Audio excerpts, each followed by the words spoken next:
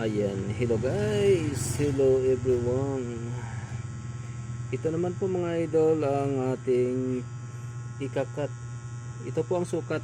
Ang crotch niya po ay 11, 37 ang length niya, ang haba mula baybong hanggang talampakan, at 34 po yung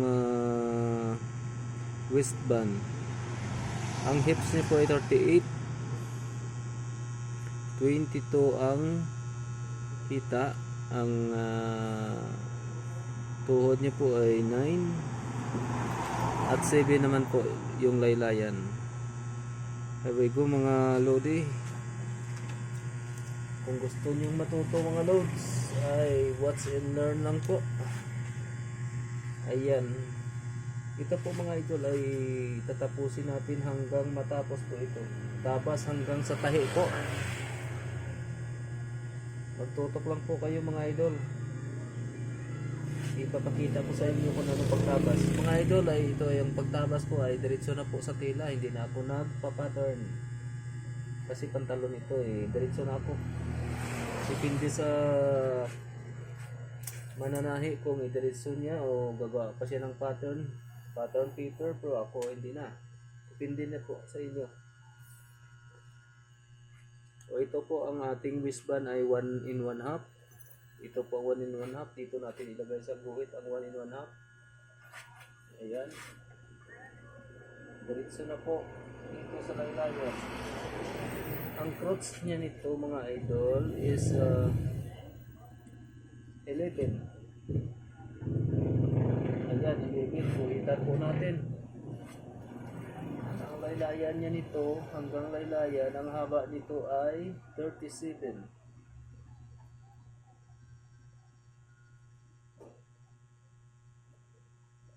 Allowance na po tayo sa laylayan ng 1 in 1/2.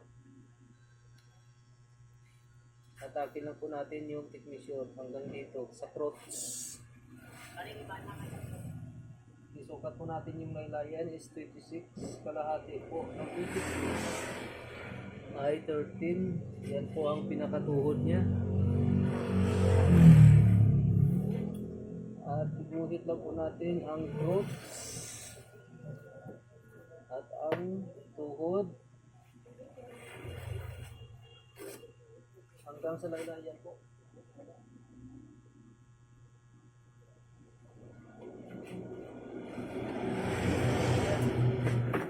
Ang una nating isukat mga idol ay ang kanyang hips.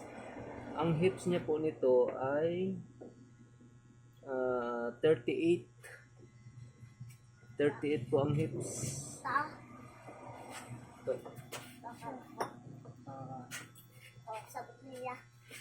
Ang hips nito mga idol is 38.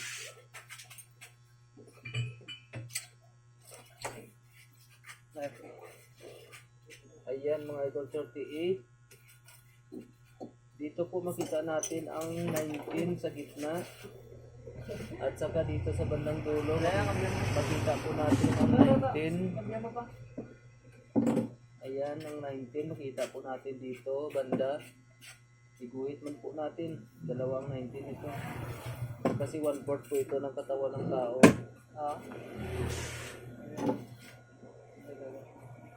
Alawan na po tayo ng 1/4 sa tahi mga idol sa zipper. At saka magbigay tayo dito ng 2 inches na allowance. Ayan, 2 inches na allowance para yan sa corpse ng ating zipperan or crotch. Ganyan. Tapos lang po natin, magsukat lang po tayo dito. Kung ilan ang sukat natin mga idol, ibaba lang natin dito. Buhi tayo. At ikulikta lang po natin ang guhit natin. Hanggang na po ito sa ihat ng tayo.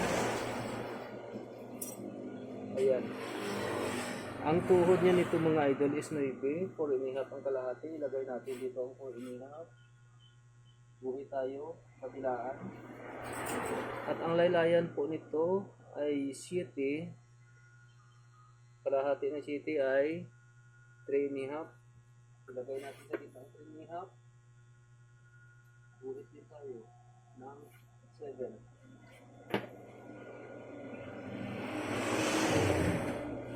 Guhit na tayo ng bagya. Ganyan. At ikonekta lang po natin dito sa taas. Sa tuhod.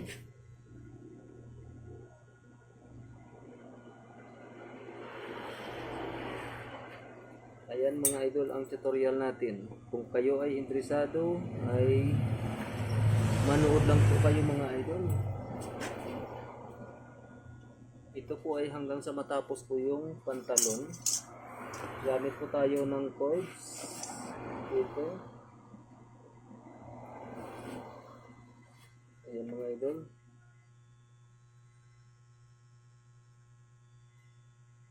Ayan. Ito ang ginagamit natin mga idol, cords. Kailangan may cords kayo. Gawa lang kayo kahit karton mga idol.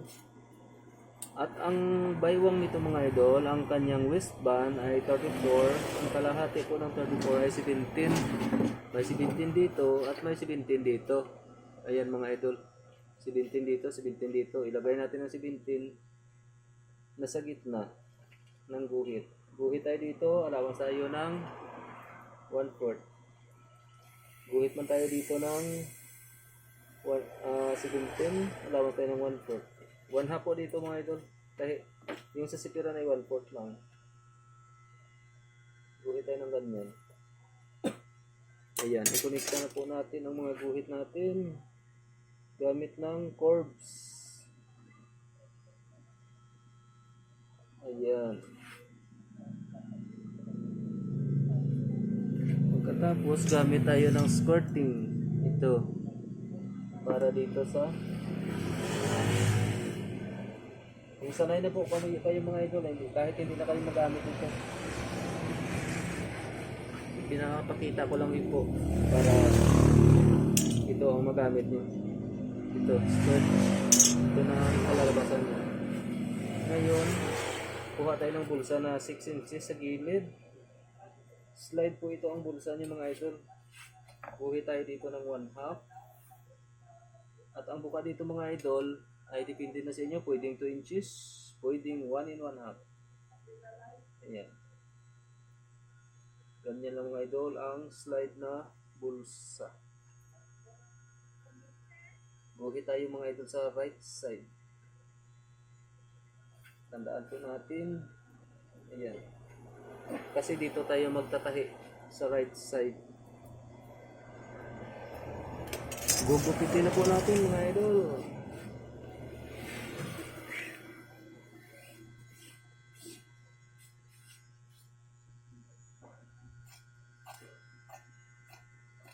Ayan.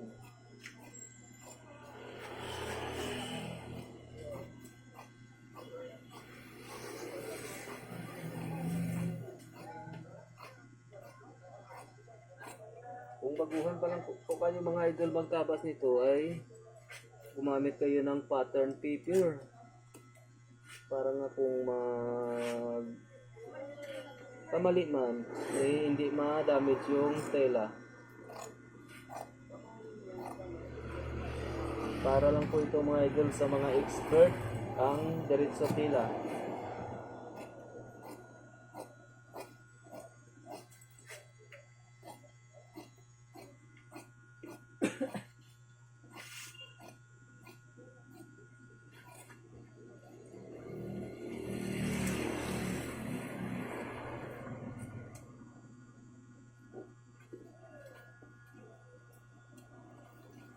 Ayan. Nakatapos na po tayo mga idol sa front part. Ipa-plaster naman po natin ang back part.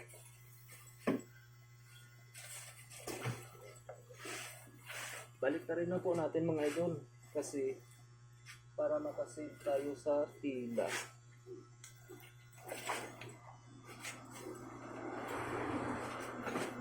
Kasi mga idol, malaki po dito yung baywang sa laylayan.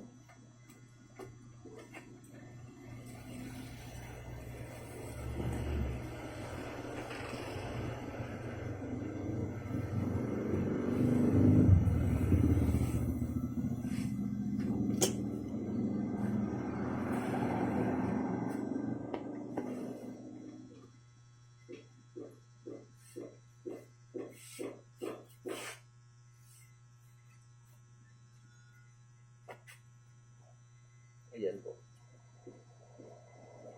Itasta lang po natin na loading.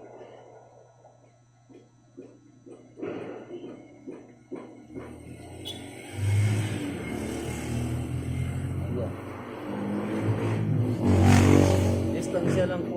Distansya lang po tayo dito mga idol ng mga 2 inches at saka dito mga 2 inches ang distansya natin dito para hindi tayo ma-short sa pila. Dasta lang po natin. Ayan. Pag na-plaster na po natin ay gagamit po tayo ng L square. Guhit po tayo dito. Ganyan. Pagkatapos, slide lang po natin yung L square. Umadjust lang po tayo dito mga idol ng mga 1/2. At saka dito tayo sa may guhit. Maglagay ng ating L square. Ganyan ang mga loading. Ayan. Magtaas lang tayo dito mga loading ng 1/2. Ayan, 1/2. Diretso lang po natin ang guhit dito sa back part. Pagkatapos, ang baywang nito mga lodi ay 34. Gamit lang tayo ng thick measure. Dito na sa guhit ang thick measure at saka dito 8.5. Dito rin sa may guhit 8.5. Dito natin ito ng 8.5 dito sa pinakadulo at saka dito naman sa pinakadulo ng guhit natin 17 kalahati 34 all in all. Alawan po tayo ng 1/2. Ikulit lang po natin mga idol ang kinuhita natin. Ganyan. Pagkatapos, guhit tayo dito ng 1/2. Kabilaan. Ayan. At ikulit lang po natin mga amin na lang.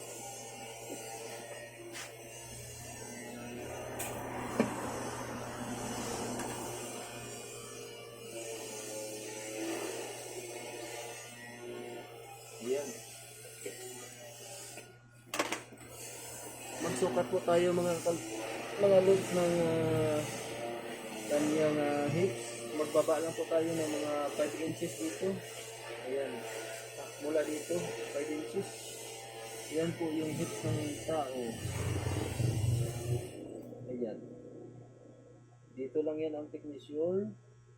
Kasi ang tahi dito ay 1/4. At dito po sa gilid ay 1/2. Kaya 9 in 1/4 ang sukat. Ganyan lang po natin. Ayan. Ang hips po nito is 38. Dito po ang 19. Buhit lang po tayo. Dito na. Ganyan na. Tumpak na yan mga idol sa 38 na hips. At yung hita niya mga idol, guhit po tayo dito. Baba tayo dito ng mga 2 inches. Sa guhit na ito. Baba tayo dito ng mga 2 inches. Ganyan po natin. Tapos dito mga idol is mga 1 inch lang. Ayan. 1 inch dito, 2 inches dito. Yan ang hita po. Ang hita po nito is 22. Andito po ang 22. Dito po ang 22. Guhit po tayo dito. Ganyan alawan. Ganyan na po natin yung square. Ganyan. Iko-connecta lang po natin. Gagamit po tayo ng cord.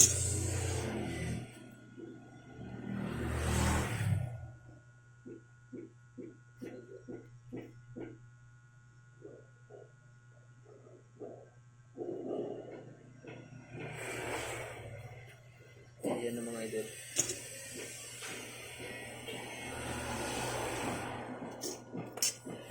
dito, gagamit tayo ng curtain.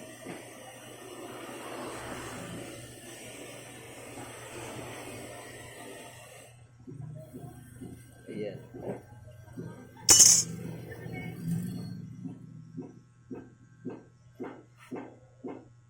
Baba lang po tayo dito mga idol ng 2 inches para sa bulsa.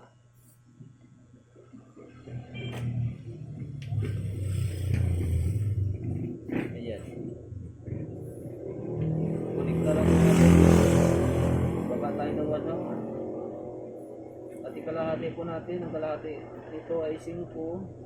Mula dito ang kalahati ay 5. Ang bulsa nito ay 5 and a half. Kuha tayo ng center dito na 2 and 3/4. Ayan ang 5 and a half. Ayan ang bulsa niya mga idol sa likuran. Ngayon ikakat na po natin.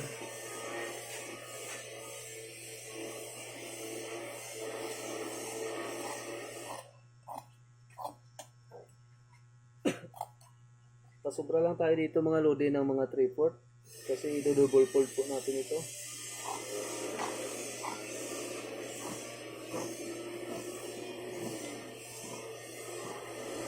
Ayan.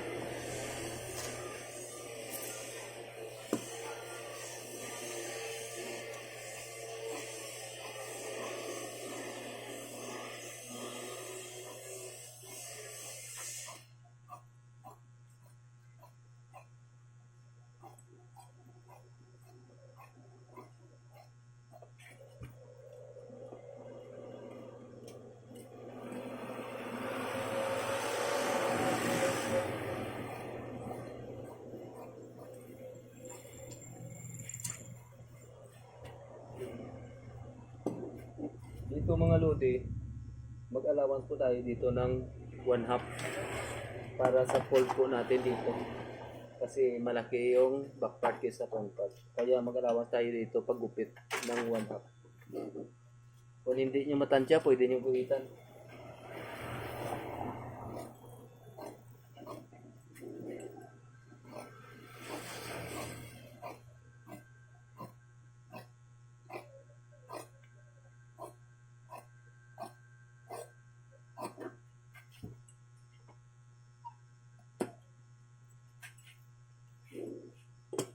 Ayan na mga lodi. Nakatapos na tayo ng ating pagguhit. Tandaan lang po natin ang wrong side para hindi tayo magkamali. Ayan. Ito na. Nakat na po natin mga lodi. Ayan. Ang front part at saka back part. Ayan. Ganyan mga lodi mag-cut ng pantalon. Ayan, abangan nyo po.